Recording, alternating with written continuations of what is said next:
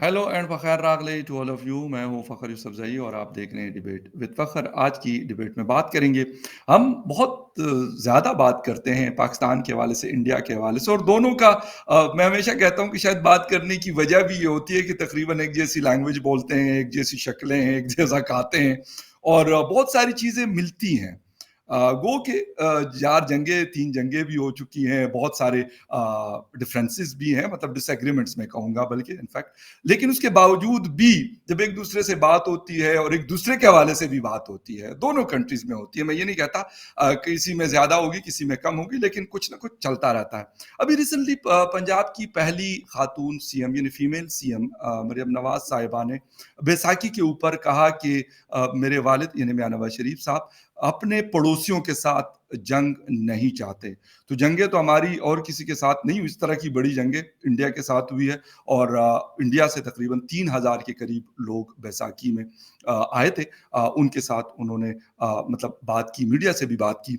क्या हो सकता है इस हवाले से कि वाकई उनके बयान, स्टेटमेंट तो उन्होंने दे दिया, लेकिन हमारे यहाँ कहा जाता है कि असल ताकत या असल पावर या असल चीजें किसी और के पास होती है।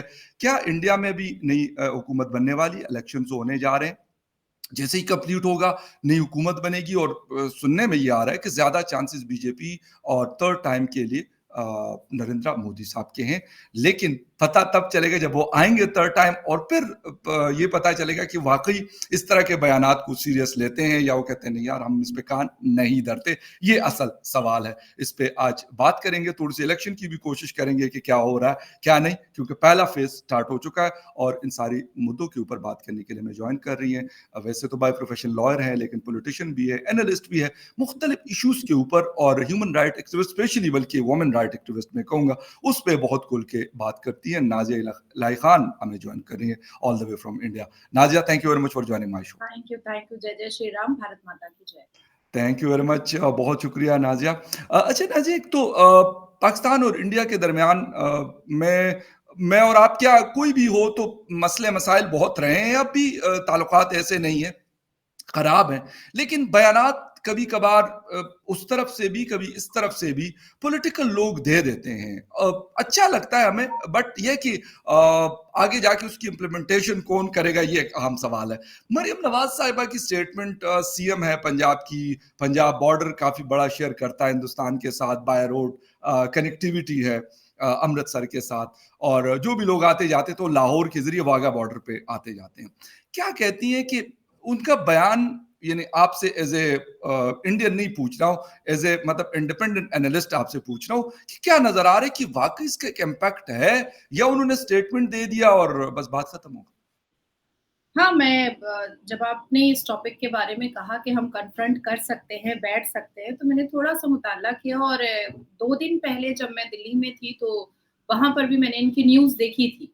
गई? राइट। अच्छा, मरियम नवाज़ के बारे में मैं एक बात ज़रूर कहना चाहूँगी, जो जी। मैं एक लड़की होने का तो फ़र्ज़ निभाना चाहिए मुझे। कपड़े बहुत अच्छे पहनती हैं, बहुत खूबसूरत पहनती हैं। ये बहुत ज्यादा लोग ये बात करते हैं, सही हाँ, कह रहे बड़े हैं। खूबसूरत-खूबसूरत और डिज़ाइनर और चप्पल-जूता पूरा मैच बिल्कुल। करके पहनती हैं। हालाँकि हम लोगों को इतनी फुर्सत नहीं मिल पाती है कि खुद को इतना सजा लें और उसके यू आर बाद राइट। पब्लिक के बीच में जाएँ, तो हम बड़े बिखरे हुए रह जाते हैं। तो ये मुझे बहुत अच्छा लगता है सही सही उनका सही। कि बड़ी सही। एप्रोप्रिएट रहती हैं और हम्म, मैचिंग सारी चीज़ें होती हैं, यहाँ तक कि शॉल और स्टोल भी मैचिंग होता बिल्कुल है। बिल्कुल सही कह रहे हैं। देखिए, मुझे ऐसा लगता है कि एक युवा जनरेशन और हम्म, बहुत ज़्यादा ओल्ड एज की नहीं है, अभी हम्म, मैं जवान ही कहूँगी मरियम जी नवाज़ बिल्कुल। को। अगर वाक़ई में वो एक युवा जनरेशन को प्रोवोक करना चाह रही हैं, एक युवा हम्म, जनरेशन की आवाज़ बनना चाह रही हैं, युवाओं के बीच में जा कर के अपनी बातों को रखते हुए वो काफ़ी बार नज़र आई हैं मरियम नवाज़।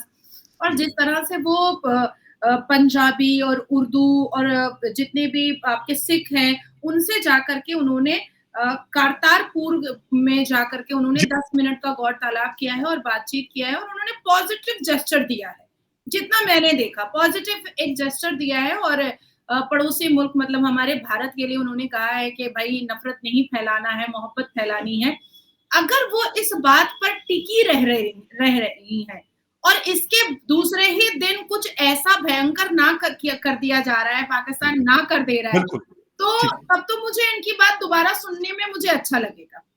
जैसे as per my personal thinking मुझे बाय नेचर मुझे महारंग बहुत पसंद आती हैं, बहुत ठीक, पसंद आती हैं। ज़बरदस्त, और ज़बरदस्त। जब मेरे सामने ये बात आई कि मुझे पीओके विज़िट करना है जुलाई या अगस्त में, तो मैंने ये अपनी ख़्वाहिश को ज़ाहिर किया कि मैं महारंग से मिलना चाहूँगी। बिकॉज़ बहुत पढ़ी-लिखी हैं वो और बिल्कुल। डॉक्टर है।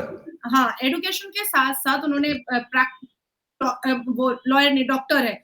तो एजुकेशन के साथ-साथ अपने अपने देश के लिए जज़्बा, अपने देशवासियों के लिए जज़्बा, बलोच के लिए वो जिस हिसाब से बैठ गई थी धरने पर, वो सारी चीज़ें बहुत अट्रैक्ट बेशक, कर रही थी। बिल्कुल। हमें भी अट्रैक्ट किया है कि चलो एक लड़की है जिसने इतनी हिम्मत पाकिस्तान जैसी जगह पर दिखाया है अपने अपने आयरन लेडी कहते हैं उनको यहाँ पर, हाँ, आयरन लेडी, अपने नो डाउट, लीगल अपने नो डाउट। लीगल राइट के लिए, अपने अपने स्टेट के राइट के लिए, अपने अपने लोगों के लीगल राइट के लिए उन्होंने इतनी हिम्मत दिखाई।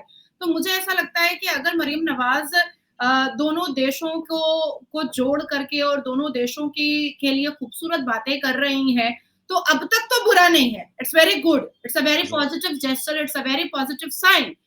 जो भी मरियम नवाज़ ने कल किया है, उसको हम बहुत पॉजिटिव तरीके से देख रहे हैं। इवन दिल्ली में भी एक आवाज़ उठी है कि मरियम नवाज़ शायद वो चाह रही हैं कि वो अपने फादर को भी वो कन्विंस करेंगे, अपने फादर को भी वो समझाएँगी और क्योंकि उनके ग्रैंडफ़ादर जो हैं वो भारत के पंजाब से वो टच बिल्कुल, करते हुए कर रहे थे और जी, एक बिल्कुल, जो हमारा जो एक रगों का खून होता है, वो तो कहीं न कहीं काम करता ही है। इसी पर बिल्कुल। मुझे एक बात याद आ गई, एक एक बहुत पुरानी ऐतिहासिक बात याद आ गई मुझे कि मैं एक बार मेरे दादा-अब्बू बात कर रहे थे कि इकबाल जो शायर थे उनके जी, जी। ग्रैंडसन वो एक इंटरव्यू पाकिस्तान के एक इंटरव्यू में बैठ करके वो कह रहे थे, हालाँकि आपके पाकिस्तान के वो जज रह चुके हैं सुप्रीम कोर्ट के, इकबाल के पोते जी, ग्रैंडसन। बिल्कुल। तो वो कह रहे बेटे हैं उनके, उनके बेटे हैं वो। हाँ, हाँ। वलीद उनका जज ग्रैंडसन है, वलीद हाँ, उनका ग्रैंडसन है। हाँ। बिल्कुल सही, बिल्कुल तो सही। वो कह रहे थे कि देखा मुसलमानों ने पाकिस्तान बना दिया और अब तो कश्मीर भी हम ले लेंगे। तो मुझे जब मैंने इतिहास के पूरे पन्नों को पढ़ा और मुझे सारी जानकारी मैंने ली, तब मुझे ऐसा लगा कि देखिए मुसलमान कुछ बना नहीं सकता है फ़खर भाई। सही, मुसलमान बर्बाद ज़रूर कर सकता है, मुसलमान तोड़ ज़रूर सकता है, मुसलमान सही। डेवास्टेट ज़रूर कर सकता है, पर मुसलमान कुछ बना नहीं सकता है। और अगर सही से बहुत सारी किताबों को और ब्रिटिश ने आज़ादी के वक़्त में जितनी भी किताबें लिखी, उनको अगर निकाल करके सारे सत्य के आधार पर अगर बात किया जाए, तो एटली ने 1945 में तो ये क्लियर कर दिया था कि देश बँटेगा नहीं भारत, वो देश अखंड ही रहेगा। सिर्फ़ पंजाब और बंगाल जहाँ पर बहुत ज़्यादा लोकल ऑटोनॉमी है मुसलमानों की वो अलग कर दो, जिसमें जिन्ना भी राज़ी हो गया था।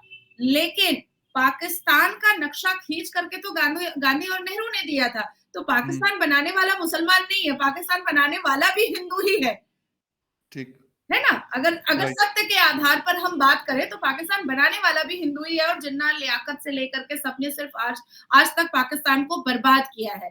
अब हुँ, पाकिस्तान की हालत, इकोनॉमी, जीडीपी सारी चीज़ें बिल्कुल डेवास्टेट हो चुकी हैं और ऐसे सूरत में, ऐसे कंडीशन में अगर मरियम नवाज़ ये चाह रही हैं कि देश के इस दुनिया के सबसे बड़े देश से वो दोस्ती का हाथ बढ़ा लें या इस हुँ, दुनिया के सबसे हाईएस्ट इकोनॉमी और जीडीपी वाले देश भारत से वो अपनी दोस्ती को ठीक कर लें, अपने अपने फादर को भी वो कन्विंस कर लें, अपनी पार्टी को भी वो कन्विंस कर लें हुँ, और अपने एस्टैब्लिशमेंट और आर्मीज़ को भी वो कन्विंस कर लें। यस, और जैसे वो आ जाता है लाल टोपी वाला, उसके बाद फिर जितने भी टेररिज्म ऑर्गेनाइज़ेशन वाले हैं, वो कुछ ना कुछ ऐसी अभद्र टिप्पणियाँ कर जाते हैं कि फिर से वो चीज़ें बहुत दूर हो जाती हैं, जो थोड़ी बहुत नज़दीक भारत और पाकिस्तान में होती हुई दिखाई देती हैं। अब जैसे इमरान खान ने कह दिया था हमें कोई भारत से ट्रेड करना ही नहीं है, हमें कोई बायलैटरल रिलेशन रखना बंद ही नहीं है। करवा दिया था ट्रेड जो थोड़ा बहुत हो रहा था 2019 में उसी ने तो बंद करवाया उन्होंने था। बंद करवा दिया, उसके हाँ, बाद फिर बिल्कुल। अभी बीच में लाल टोपी वाले ने कह दिया कि भई हमें तो गज़वाए हिंद करना है, उसके बाद फिर वो एस्टैब्लिशमेंट और आर्मी ने खड़े होकर के कह दिया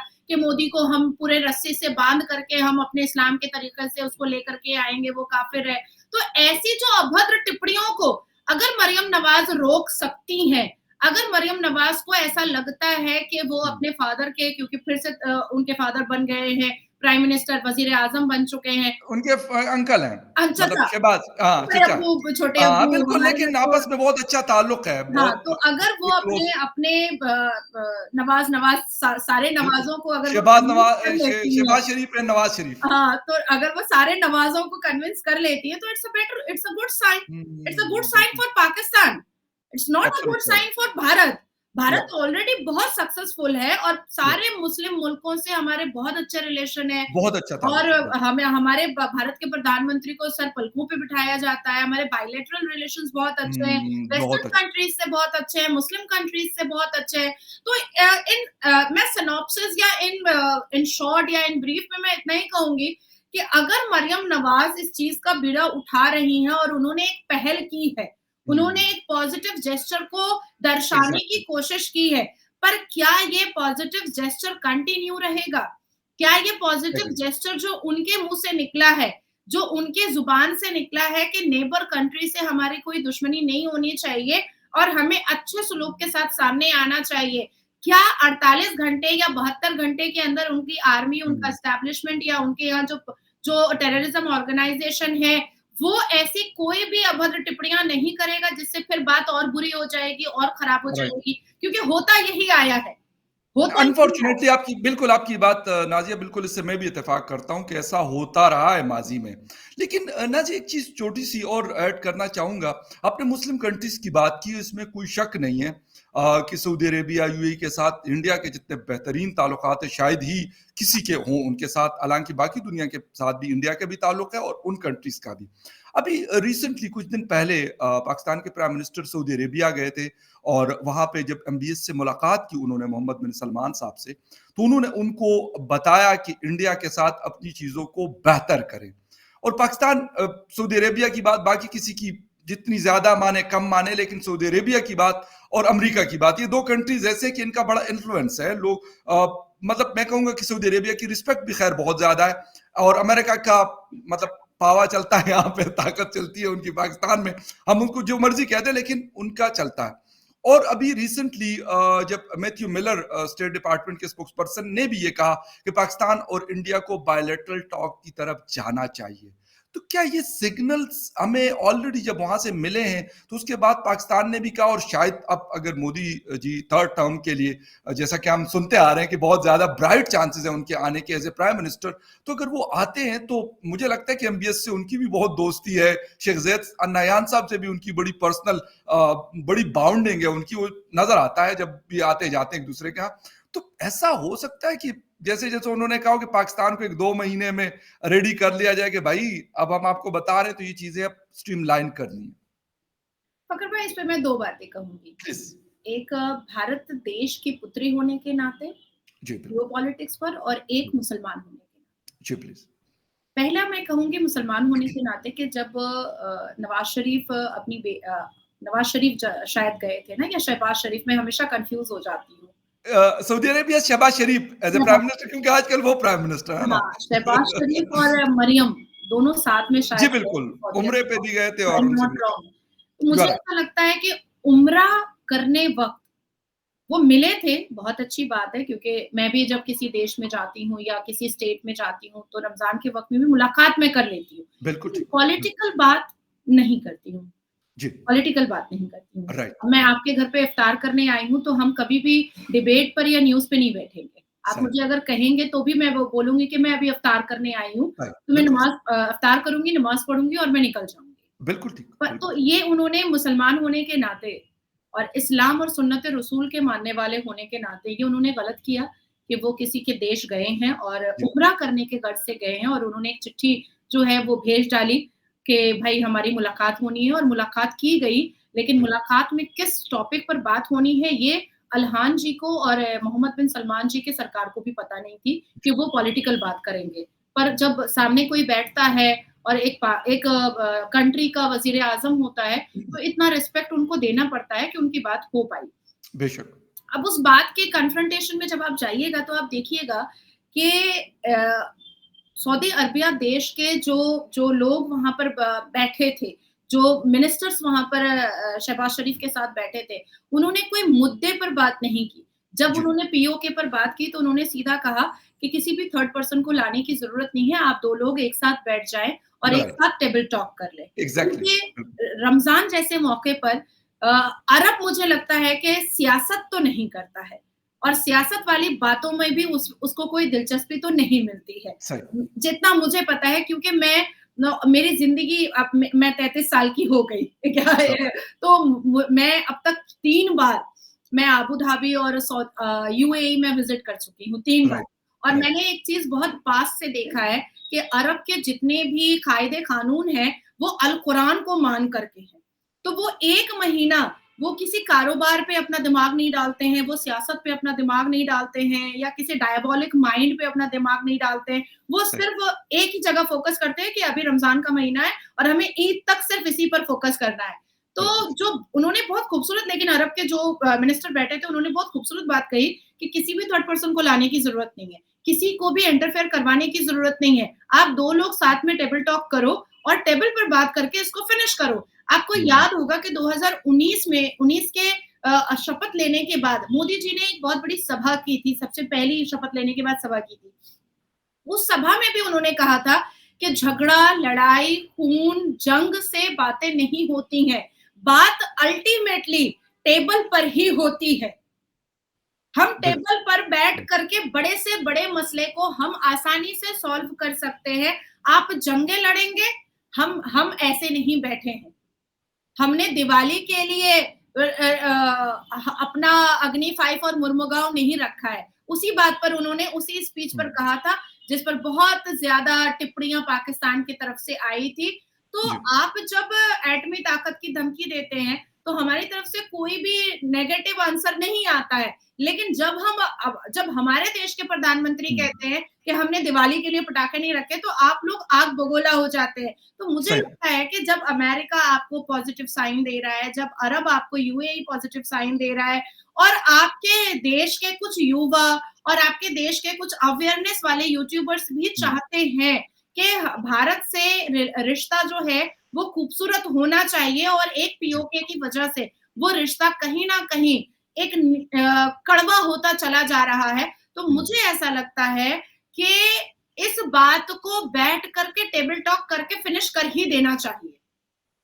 राइट, पीओके का झमेला फिनिश कर ही देना चाहिए। ये बिल्कुल सही, अब हाई टाइम है, ये अब पीक टाइम है और रही बात कि हमारे भारत के प्रधानमंत्री मोदी जी के लिए, तो इस बार तो इतनी भारी बहुमत से आने वाले हैं कि 400 पार होने वाला है। हुँ, 400 सीटें तो वो अपनी मेहनत से लेकर आ रहे हैं। 11 सीटें तो हम मुसलमान बेटियों ने तय किया है कि उनको हम लोग शगुन के तौर पर देंगे, क्योंकि सबसे हुँ, ज़्यादा भारत के प्रधानमंत्री मोदी जी ने मुसलमान बेटियों का भला किया है, मुसलमान सही, बेटियों के हित में काम किया है। मुसलमान बेटियों को अश्लीलता के नंगे बाजार से बचाया है। तो ये हमने तय किया है भारत की मुसलमान बेटियों ने कि हम 11 सीटें भारत के प्रधानमंत्री को शगुन के तौर पर देंगे और 400 सीटें तो वो अपनी मेहनत से लेकर के आ रहे हैं। हुँ, तो इतनी भारी बहुमत पे 400 पार वाली बहुमत पर अगर कोई प्रधानमंत्री आ रहा है फिर से थर्ड टाइम बन करके, तब आप सोचिए कि पूरी दुनिया में उनका उनका कद कितना बड़ा हो जाएगा। बिल्कुल, 4 जून के बाद भारत के प्रधानमंत्री से रिश्ते अगर किसी के खराब हैं भी, तो वो भी ठीक करेंगे। वो भी हुँ, चाहेंगे कि उनसे रिश्ते बेहतर हो जाएँ। आप देखिए मालदीव्स ने रिश्ता खराब करने की बिल्कुल, कोशिश की, बिल्कुल सही, अल्टीमेटली उसको घुटने टेकने पड़े। फ्रांस अभी भी कोशिश में लगा हुआ है कि भाई मेरे रिश्ते और अच्छे हो जाएँ। आप बेहतर हो ईजिप्ट जाएँगे, रेडियो को देख लीजिए, अब वो घुटने के बल चलने को तैयार हो गया है कि नहीं भाई हुँ, अब हमें रिश्ता अपना खराब नहीं करना है। वो कनाडा कनाडा करके वो बहुत अपने अपने आप को बर्बाद हुँ, कर चुका, लेकिन अब वो कनाडा बोलने को तैयार है कि नहीं भैया अब हम कनाडा नहीं बोलेंगे, हम कनाडा हुँ, बोलेंगे। तो ओके, अब कतर मेरा और आपका ही सेशन चला था। तो बिल्कुल, 8 हमारे बिल्कुल, पूर्व नेवी थे जिनका फांसी का बिल्कुल, फंदा तैयार कर दिया था और उसके बाद एग्ज़ैक्टली, तो देखिए सारी चीज़ें बेटर हो गई, बल्कि बिल्कुल। मच बेटर हो गई, बिल्कुल, मच फिर इम्प्रूव मुलाकात हो गई अमाद सानी और मोदी जी के आपस में जो हाँ, इफ आई एम नॉट वो रॉन्ग कि मैं कह रही G20 में हूँ हुआ मच था। बेटर हुई, जो सिर्फ जी, बेटर थी वो मच बेटर हो गई। तो मुझे ऐसा लगता है कि this is the high time, this is the peak time कि अगर मरियम नवाज़ ने इस मुद्दे को उठाया हुँ, है, तो उसको अगर वाक़ई में सुलझे हुए कुछ इंसान भी पाकिस्तान में हैं, जो बड़े चेयरों पर बैठे हैं, उनको अब इस औरत की आवाज़ को आगे लेकर के आना चाहिए। टेबल टॉक करना चाहिए, क्योंकि ये एग्ज़ैक्टली, पाकिस्तान को भी पता है कि इकोनॉमिकली, फाइनेंशियली इतने वीक हो चुके हैं कि जंगें नहीं लड़ पाएँगे। बिल्कुल, पाकिस्तान बिल्कुल। की एटमी ताकत भी जो है, वो कर्ज़े पर है। आप इस्तेमाल भी नहीं कर सकते हैं। हुँ, जिसको आपने कर्ज़ में दिया है, आपके पोर्ट्स जो हैं सारे वो भी कर्ज़े पर है। तो आप बहुत सारी चीज़ें इस्तेमाल भी नहीं कर सकते विदाउट परमिशन, जिसको आपने कर्ज़ में दिया हुआ है। चाइना अब आपकी तरफ से धीरे-धीरे पीछे हटने को तैयार हो रहा है। अब वो भी आपसे फ्रस्ट्रेटेड हो चुका है पाकिस्तान से। बहुत सारे ऐसे मुद्दे हैं जिस पे चाइना इंटरफेयर भी नहीं कर रहा है पाकिस्तान के। अगर आप जियोपॉलिटिक्स के सारे इंस्टेंट और फ्रेश पन्नों को उठा करके अगर आप देखें, और जिस हिसाब से चाइना इस्लाम को डेविस्टेट कर रहा है, इस्लाम को इंसल्ट कर रहा है, डिफेम कर रहा है, मलाइन कर रहा है, तो एक इस्लामिक रिपब्लिक देश पाकिस्तान होने के नाते आप लोगों पर को भी आप लोगों के ऊपर इस्लाम की ज़िम्मेदारी है कि चाइना पर पॉइंट आउट करें, चाइना पर टिप्पणियाँ करें। हम तो भारत के पुत्र और पुत्री हैं, हम तो भारत में रहते हैं, लेकिन फिर भी मैं एलानिया कहती हूँ कि अगर मुझे कभी मौका मिला तो मैं चाइना के खिलाफ ज़रूर बात करूँगी और बड़े प्लेटफ़ॉर्म पर बात करूँगी कि उसने अपने आप को इस अथॉरिटी की पोज़ीशन पर क्यों डाला कि वो हमारे इस्लाम को इतना ज़्यादा मलाइन कर रहा है, वो मस्जिदें तोड़ करके पेशाबखाना और हुँ, हगने की जगह बना रहा है। ये तो नहीं होना चाहिए। तो अब आप हाँ, सोचो, मैं भारत में रह करके भारत की सभ्यता, संस्कार और कल्चर को अडैप्ट कर चुकी हूँ। मैं अपने आप को एलानिया बोलती हूँ कि मैं सनातनी मुस्लिम हूँ। मैं आराम से पूजा करती हूँ जा करके और मुझे भगवत गीता पढ़ना बहुत पसंद है। लेकिन उसके बाद भी मुझे ऐसा लगता है कि हमारा भगवत गीता, मेरा श्रीमद् भगवत गीता ये नहीं बताता है कि आप किसी के धर्म को मलाइन करो।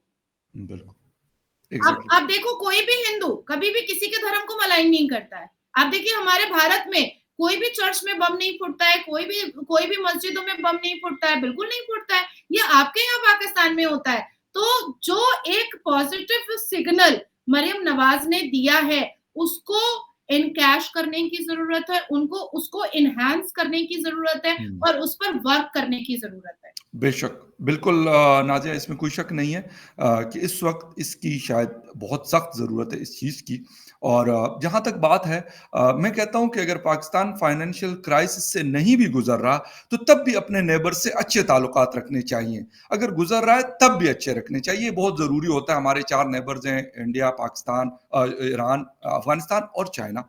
अगर हमारे ताल्लुक इनसे अच्छा होगा, तो चलो कम से कम अच्छाई एक-दूसरे के साथ नहीं करेंगे, लेकिन एक-दूसरे के साथ बुरा तो नहीं करेंगे। ये एक बहुत बड़ी चीज़ होती है और 2 बड़ी इकोनॉमीज़ है इस वक़्त, इंडिया और चाइना। दुनिया की मतलब टॉप 4, टॉप 5 इकोनॉमीज़ में दोनों बिल्कुल। आते हैं और अगर दोनों को मिला लिया जाए, तो बाकी वेस्टर्न वर्ल्ड की जो इकोनॉमी है, वो इसके सामने चोटी पड़ जाती है। इस वजह से सोचने की बड़ी सख्त ज़रूरत है और अपनी पॉलिसीज़ जो हमने जो भी किया गलत, जो भी गलतियाँ हुई या जो हमने ठीक किया, वो तो चलो ठीक है, लेकिन जो गलत किया, उसको हमें दोबारा सुधारने की ज़रूरत है और हमें उसको सुधारना पड़ेगा। अगर ये कर लेते हैं, तो मेरे ख़्याल इससे बेहतरी आ सकती है और अभी जल्द ही इंडिया में भी नई गवर्नमेंट जैसी ही बनती है, तो फिर एक डायरेक्शन नज़र आ जाएगी कि क्या वो इंटरेस्टेड हैं, वो इंटरेस्ट लेते हैं, क्योंकि उनकी अपनी मर्ज़ी है, आप उनको फ़ोर्स नहीं कर सकते कि हम कहेंगे, हमने कह दिया तो आप भी ये कह दें कि हम आपसे ताल्लुक चाहते हैं। ये जब थर्ड टाइम के लिए अगर मोदी साहब आते हैं या जो भी डिसाइड होता है, इंडियन अवाम का फ़ैसला जो भी होगा, तो उसके बाद ये असल चीज़ हमारे सामने आ जाएगी। लेकिन अगर पॉज़िटिविटी पाकिस्तान की तरफ से जाती है, तो कम से कम अच्छी बात है, नाज़िया ने बड़ा एप्रिशिएट किया उसको और हम भी करते हैं कि आप एक अच्छे अगर स्टेप्स उठाएँगे, तो उसका आगे जाके कहीं न कहीं एक इम्पैक्ट नज़र आएगा। Nazia, thank you very much. आपके टाइम का बहुत शुक्रिया कि आपने शो जॉइन किया and viewers, thank you very much for joining thank for you. Watching debate with Fakhar Yousafzai. किसी और डिबेट में आपसे फिर मुलाकात होगी, तब तक के लिए टेक केयर। वंदे मातरम, भारत माता की थैंक यू। जय। Thank you very much. Thank you so much. Thank you Nazia, thank you